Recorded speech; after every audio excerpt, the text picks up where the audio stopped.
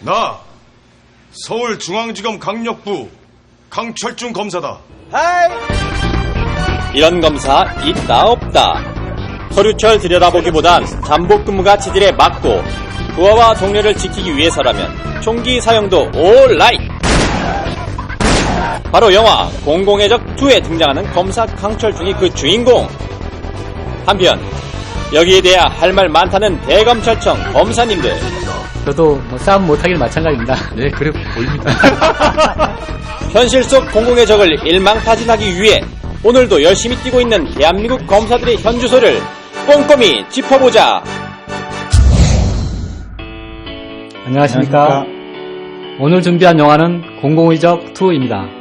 주검사님, 이 영화 어떻게 보셨어요? 예, 전 정말 재밌게 봤습니다.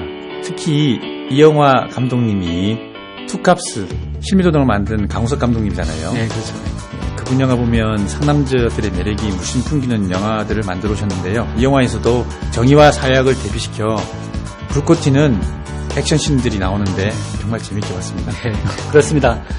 이 영화에서 정의감 넘치는 검사로 설경구 씨가 열연해 주셨죠.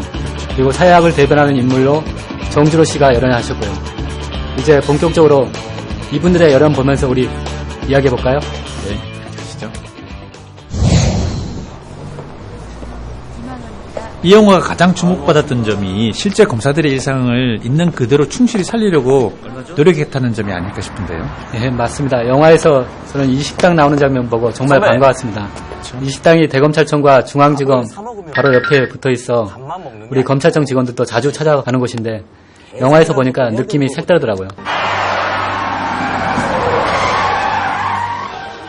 주검사님, 액션하면 이 장면을 빼놓을 수 없죠. 영화 전반부에 폭력 조직을 소탕하기 위해 룸살롱으로 출동하는 장면인데요. 단번에 시선을 사로잡죠. 그럼요. 근데 주검사님, 검사가 실제로 이렇게 현장에 나가는 경우가 드물죠?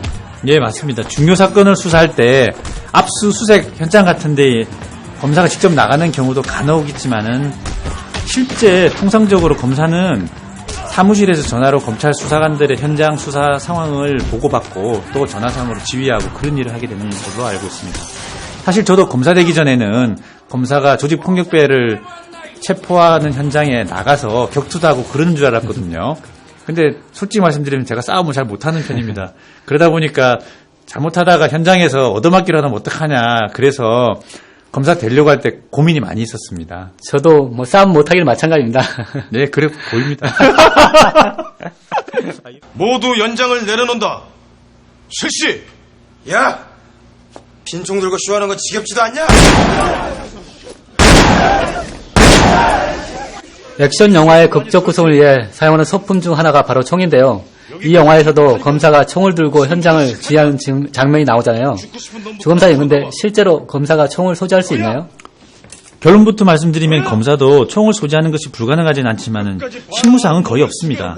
총기 규제는 치안을 담당하는 경찰의 권한인데요.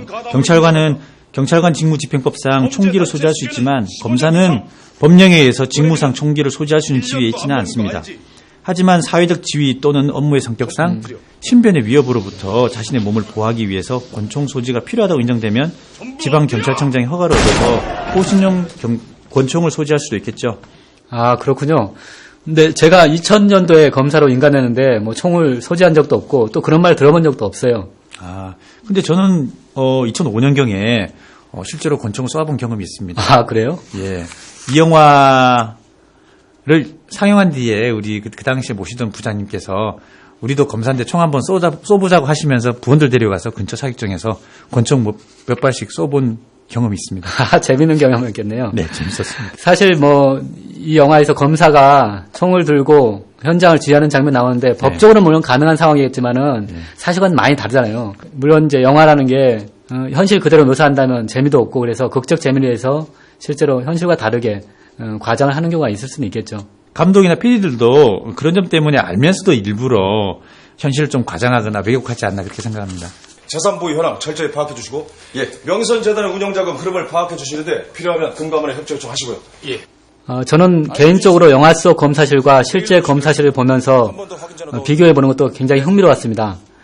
영화 속에 나오는 저 검사실 보면은 실제 검사실에서 촬영을 한 것 같아요. 초반부터 바짝 조사. 2005년도였나요? 그 당시 서울중앙지검 검사실은 바로 저 모습이었거든요. 근데 주검사님, 그 검사실에는 어떤 직원들이 근무하죠?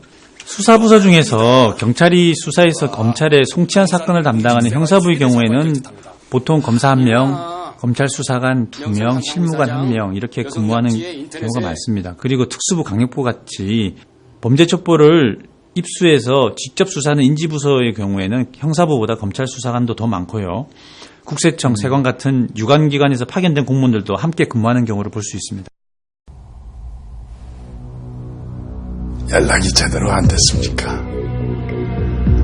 늙은이 노파심에 소란만 피우고 검사님 이제 그만 애쓰셔도 되겠습니다.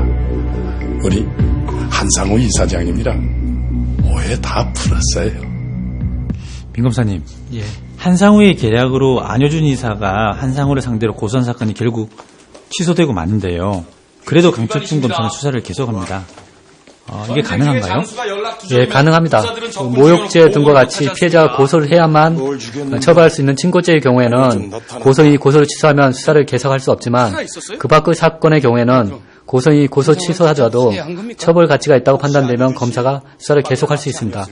이 영화에서 보면 안 이사가 한상우를 상대로 고소한 내용이 뭐 살인교사, 업무상, 횡령 같은 죄로 친고죄가 아니기 때문에 고소 취소 여부와 관계없이 검사가 수사를 계속하는 게 맞습니다. 네. 집중합시다.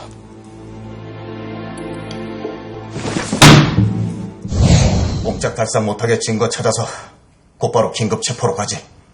영화에서 보면 한상우를 긴급 체포하라고 하는데요. 솔직히 지금 검찰 수사 현실에서는 긴급 체포를 하는 게 굉장히 까다로워졌죠. 민 검사님, 어떤 경우에 긴급 체포를 할 수 있나요? 긴급 체포란 말 그대로 긴급한 체포를 말합니다. 사형, 무기, 장기 3년 이상의 징역 금고에 해당하는 죄를 범했다고 의심할 만한 상당한 이유가 있고, 그 다음에 긴급을 이용해서 판사의 체포영장을 받기 어려운 긴급한 경우에 긴급 체포가 이루어집니다. 과거에는 검사와 사법경찰관들이 긴급 체포를 많이 했었지만은 몇 년 전에는 긴급 체포 남용이 문제돼서 지금은 거의 대부분 판사로부터 체포영장을 발부받아서 체포를 하고 있기 때문에 긴급 체포는 아주 예외적인 경우에만 해당됩니다. 그럼 체포에는 긴급 체포, 판사의 체포영장에 체포가 있다는 건데요. 그 밖에 어떤 경우에 체포를 할 수 있나요? 그 밖에 현행범 체포가 있죠. 현장에서 바로 범죄를 저지르거나 현장에서 범행을 목격한 경찰관이나 시민 등으로부터 추적을 당하고 있는 경우에는 현행범 또는 준현행범이라고 합니다.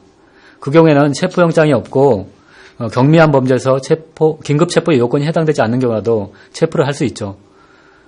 그리고 체포영장에 의한 체포나 긴급 체포의 경우에는 검사나 사법경찰관만이 할 수 있지만은 현행범 체포는 누구나 할 수 있습니다.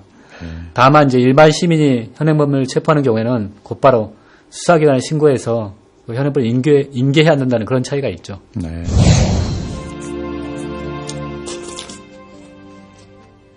먹어.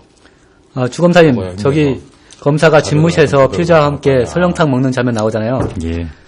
주검사님도 피의자 조사하면서 피의자랑 이렇게 설렁탕 먹고 그런 경우 있죠? 예. 저도 물론 그런 경험이 많이 있습니다. 저는 설렁탕보다는 육개장이나 짜장면을 많이 먹었던 기억이 납니다. 그래요? 예. 보통 이제 피의자 체포해서 조사하다가 그 저녁 시간 되면 이제 집무실에서 음식 시켜 먹잖아요. 네. 그리고 이야기하다 보면 또 정도 들고 그래서 부인하던 피의자가 자백한 경험도 있었던 것 같아요. 예. 자, 이제 절대악 한상우를 응징하기 위해 성난 황소처럼 오직 한 방향만을 향해 내달리는 대한민국 검사 강철중. 법을 비웃으며 돈이면 뭐든지 할 수 있다는 한상우는 과연 정의의 이름 앞에 무릎 꿇게 될까요? 현실과의 괴리에도 불구하고 답답한 대중의 속을 시원하게 뚫어준 영화 공공의 적 2였습니다.